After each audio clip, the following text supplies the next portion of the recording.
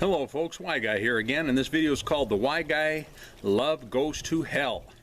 Now my wife came up with that one, so you'll understand as you continue to watch. In 1 John 4:8 it says God is love. Okay, there's other verses that says, you know, that in God there is love. You can't love without God, and so on and so forth. Most people understand that. So the point is, love is, God is.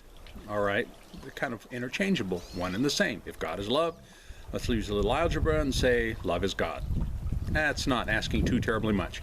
The definition of love, at least by Paul's point of view in 1 Corinthians 13:4-8, and I believe it's also from Christ's point of view, since anyway, you get the point.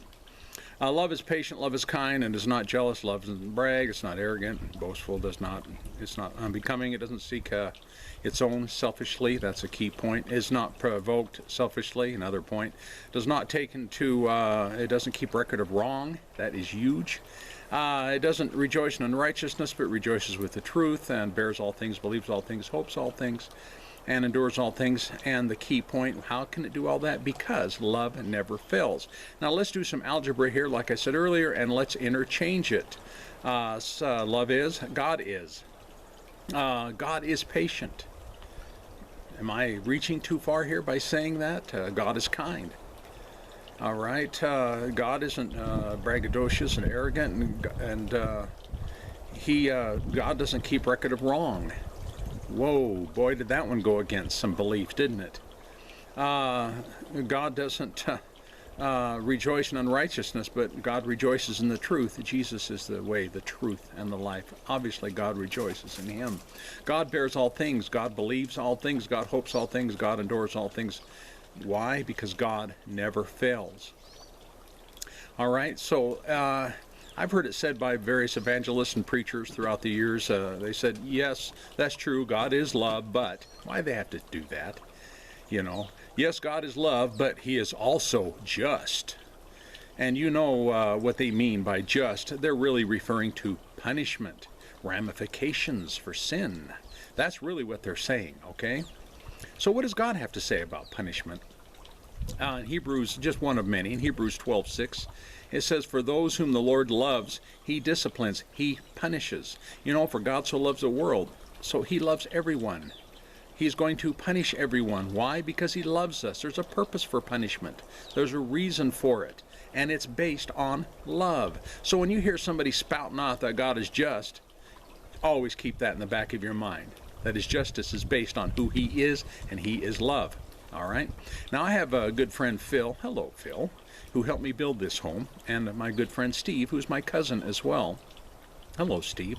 And just from speaking with them a little bit, they've made comments that they just can't seem to wrap their mind around a God who will torture somebody for all eternity. So they've come up with a whole other scenario rather than the fire and the flesh burning and the whole BS is how I'm going to put it in that particular belief system. Instead of running with that, because they can't handle it, they just feel that people will be separated from God for all eternity, and that's how they define the purpose of hell, is to be separated from God for all eternity. Yet these very same men and people in their camp also, who, by the way, who I love Steve and Phil dearly, I believe they know that, yet these same gentlemen will use the parable of Lazarus and the rich man, because to prove the existence of hell. Because in Lazarus and the rich man, there's mention of fire and seemingly torture, and this is what's going on. And yet they'll use that scripture to prove the existence of hell, but yet they'll they can't get their minds wrapped around this torture that's taking place that this verse happens to be hinting at. Well, anyway, let me continue. That verse obviously is for the Jews. It is a parable. It is for the house of Israel. Please seek out the video, The White Guy, Lazarus, and the Rich Dude. It's explained in good detail in that video. Okay, I don't want to get into it with this one. So let's look at this stuff, the separation idea real quick here. Before concluding. So they believe God will be separating them. So let's look at what the Bible has to say about being separated from God for all eternity. Now, Sheol is what was later on translated by the Greeks into Hades, and then later on translated, horribly mistranslated, by the Latins into hell. So people in Christendom have this tendency to think that Sheol, Hades, and hell are all one and the same, because that's how it was translated. That's frankly how their Bibles read. Well, let's look at it really quick here. The Hebrews never have believed in hell. It's not part of their culture. It's not part of their belief system. So what could Sheol possibly mean if it doesn't mean Hades or hell? What could it possibly mean? It means death or grave, period. That's all it means in their mind. The Greeks then come along, and a certain percentage of the Greeks realize it just means death or grave, Hades, that's all it means. But it also refers to a Greek mythology of this god, demigod named Hades, you know, the brother of Zeus, what have you, and the underworld, the ruler, the god of this underworld. So it started doing that. So it wasn't too terribly bad for the Latins to come along with all their excess baggage of a pagan belief of hell, and then marry the two. That's pretty much, simplistically, that's exactly what happened. All right? All along, it means death or grave, period. But everybody else in Christendom believes it means something else. But let's just say it does. Let's just say it means all this stuff that the Christians believe it does. For just a moment here. Humor me here, bear with me. Okay, so let's say Sheol, rather than just meaning death or grave, let's say it means Hades or hell in the way it's believed today in Christendom. And let's say that Phil and Steve are right, and being separated is what it's all about. All right? So in Psalms 139 and 8, it says, "If I ascend to heaven, you are there. If I make my bed in Sheol," or according to the way Christians believe, if I make my bed in Hades, or the way Christians believe, if I make my bed in hell, it says, "You are there." Let that sink in. So how can Steve and Phil be right, and others who believe this way, that it's about eternal separation? Well, then let's move on to the lake of fire. Some claim the lake of fire is hell, even though that's impossible, because hell is thrown into the lake of fire. Hades is thrown into the lake of fire. Sheol is thrown into the lake of fire. Basically, death and grave is thrown into the lake of fire. This is the second death, because the death of death is thrown into the lake of fire.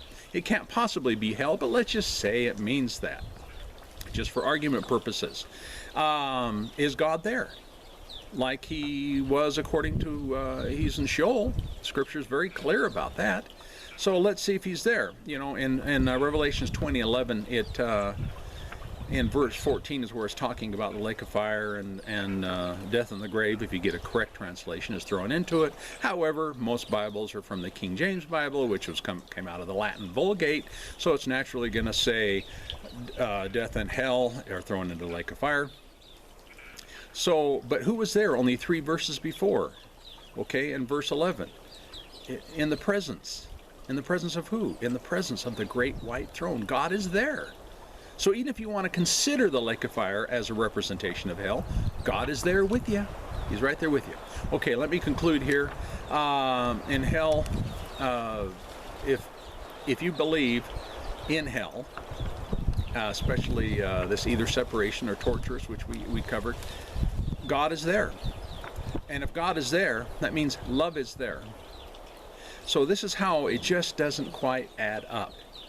Because if love is there, that means in hell there's patience. There's a lot of kindness going on, okay? There's no jealousy or anything like that. There's not any people being braggadocious or arrogant and people acting unbecomingly. You know, there's no selfish people in hell, obviously. You see how the math doesn't add up? Because according to Christians, all those things is what makes people go to hell in the first place. There's no unrighteousness there, and only truth exists, because that's what hell is. And the point is, God and love never fails, but hell is a representation of the largest failure of all mankind. But yet, love never fails, and God is there in hell, and I'm hoping this is making sense. The whole belief in hell doesn't make sense. Okay? So this isn't twisting anything. This is how it is translated. This is how it works. If my Christian friends, if you can just look at this from just a little different paradigm than the Latin Vulgate, than the brainwashing that you have endured for so long, I encourage you to be set free from the doctrines of men. I hope this has made sense. Thank you for viewing. Signing off.